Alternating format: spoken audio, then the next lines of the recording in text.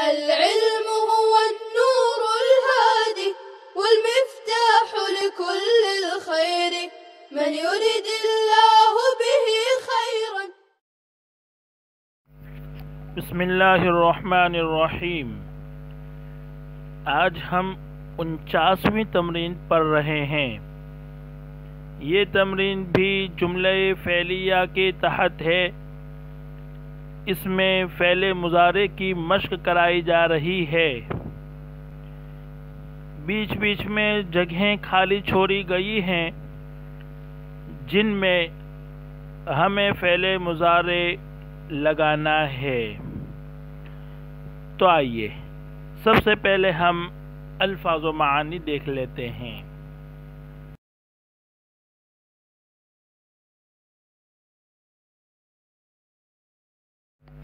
پہلا لفظ ہے البرق، جمع اس کی بروقن آتی ہے، معنی ہے بجلی۔ دوسرا لفظ ہے یخطف، یہ باب ضرب سے ہے، خطف یخطف، مصدر خطفن آتا ہے، معنی خیرہ کرنا، چکا چون کرنا۔ تیسرا لفظ ہے الابصار، یہ جمع ہے، واحد اس کا بصرن آتا ہے، معنی ہے آنکھ، نگاہ۔ اس کے بعد لفظ ہے الشبکۃ، جمع اس کی شبکن آتی ہے، معنی ہے جال۔ اس کے بعد لفظ ہے السمک، جمع اس کی اسماکن آتی ہے، معنی ہے مچھلی۔ اس کے بعد لفظ ہے السمعۃ، اس کے معنی ہے شہرت۔ اس کے بعد لفظ ہے توقد، یہ باب افعال سے ہے، اوقد یوقد ایقادا، معنی جلانا۔ اس کے بعد لفظ ہے الدراجۃ، جمع اس کی الدراجات، معنی ہے سائیکل۔ اس کے بعد لفظ ہے السباحۃ، یہ مصدر ہے باب فتح کا، سبح یسبح سباحۃ، معنی تیرنا، اور سباحۃ کے معنی ہوں گے تیراکی۔ یہ تھے الفاظ و معانی۔ آئیے تمرین کی طرف۔ پہلا جملہ ہے یلمع البرق ویخطف الابصار، بجلی چمکتی ہے اور آنکھوں کو چکا چون کرتی ہے۔ یلمع اور یخطف یہ دونوں فعل مضارع ہے۔ یلمع جو ہمیں ہرے رنگ میں نظر آ رہا ہے، وہاں خالی جگہ چھوٹی ہوئی تھی تو ہمیں وہاں فعل مضارع لگانا ہے۔ نمبر 2 مناسب ہو، اس کے بعد فاعل اس میں ظاہر ہے البرق، وہ مذکر ہے اس لیے فعل مذکر آئے گا، اور فاعل چونکہ اس میں ظاہر ہے اس لیے فعل واحد آئے گا۔ تو اب فعل مضارع کا واحد مذکر کا صیغہ ہمیں لگانا ہے، اور البرق کے مناسب یلمع ہے، اس لیے ہم یہاں رکھیں گے یلمع، یلمع البرق، بجلی چمکتی ہے۔ دوسرا جملہ ہے تخاف البنت القطہ، لڑکی بلی سے ڈرتی ہے، وتفر منہ، اور اس سے بھاگتی ہے۔ تفر کی جگہ خالی چھٹی ہوئی تھی، وہاں ہمیں فعل مضارع لگانا ہے، اور چونکہ یہاں کوئی فاعل اس میں ظاہر موجود نہیں ہے اس لیے یہاں فاعل اس میں ضمیر بنے گا، اور وہ اس میں ضمیر البنتو کی طرف لوٹے گی، اور البنتو مؤنث ہے اس لیے ضمیر بھی مؤنث ہوگی۔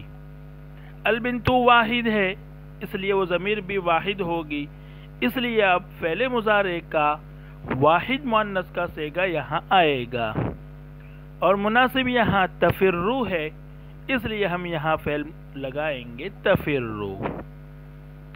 تیسرا جملہ ہے یلقی الصیادان الشبکۃ، دو شکاری جال ڈالتے ہیں، ویصیدان السمک، اور مچھلی کا شکار کرتے ہیں۔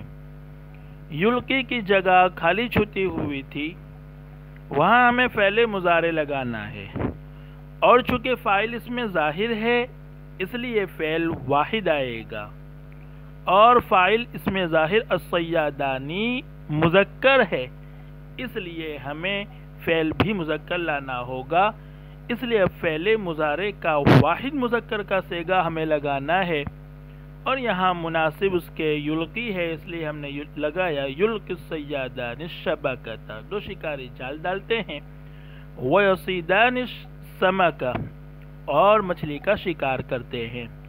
یصیدانی بھی فعل مذکر ہے اور وہ تثنیہ لایا گیا چونکہ اس کا فاعل اس میں ظاہر نہیں ہے بلکہ اس میں ضمیر ہے، اور وہ ضمیر الصیادانی کی طرف لوٹ رہی ہے، اور الصیادانی تثنیہ کا صیغہ ہے، اس لیے ہمیں یہاں ضمیر بھی تثنیہ کی لانی ہوگی۔ جب ضمیر تثنیہ کی ہوگی تو فعل کا صیغہ بھی تثنیہ ہوگا، تو اب تثنیہ مذکر کا صیغہ ہمیں لانا ہوگا، چنانچہ یہاں آیا یصیدانی۔ چوتھا جملہ ہے یحب الاغنیاء السمعۃ، مالدار شہرت کو پسند کرتے ہیں، ویصرفون اموالہم فی سبیلہا، اور اس میں اپنا مال خرچ کرتے ہیں۔ یصرفون کی جگہ خالی چھٹی ہوئی تھی، اور چونکہ اس کا فاعل اس میں ظاہر نہیں ہے بلکہ ضمیر ہے، اور وہ ضمیر الاغنیاء کی طرف لوٹے گی، اور الاغنیاء جمع کا صیغہ ہے، جمع ہے، اس لیے یہاں ہمیں ضمیر بھی جمع لانی ہوگی، اور الاغنیاء مذکر ہے اس لیے ضمیر بھی مذکر ہوگی۔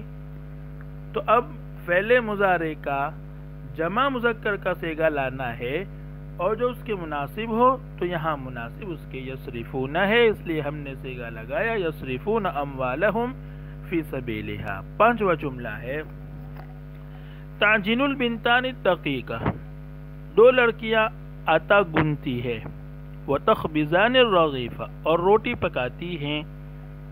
تعجنوں کی جگہ خالی چھٹی ہوئی تھی، وہاں ہمیں فعل مذکر لانا ہے، اس کا فاعل البنتانی ہے جو مؤنث ہے، اس لیے فعل مؤنث آئے گا، فاعل اس میں ظاہر ہے اس لیے فعل واحد آئے گا، اس لیے فعل واحد مؤنث کا صیغہ تعجن لایا گیا۔ چھٹا جملہ ہے توقد البنات الموقدہ، لڑکیاں چولہا جلاتی ہیں، ویطبخن اللحم، اور گوشت پکاتی ہیں۔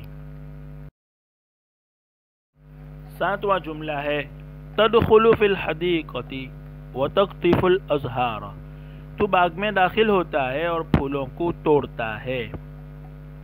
تدخلو کی جگہ خالی چھٹی ہوئی تھی، وہاں ہم فعل مضارع لگائیں گے۔ آٹھواں جملہ ہے ترکبان الدراجۃ، تم دونوں سائیکل پر سوار ہوتے ہو، وتذهبان الى المدرسۃ، اور مدرسہ جاتے ہو۔